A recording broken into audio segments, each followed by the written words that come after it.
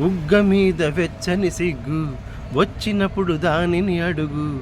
ఎర్రదనం అంటే చెబుతుంది పెదవి కొమ్మ పూసిన పువ్వు. అందమైన నీ చిరునవ్వు తెల్ల రంగు అట్టా ఉంటుంది. నీలో నిలువున పులకలు రేగిన వేళ నువ్వే పచ్చని పైరు అవుతావమ్మా. దిగులు రంగే హా హా నలుపు అనుకో హా హా. ప్రేమ పొంగే హా హా పసుపు అనుకో హా హా. భావాలను గమనిస్తుంటే ప్రతి రంగును చూస్తున్నట్టే. చూపులు ఎవరివైనా చూపించే లోకం ఒకటే.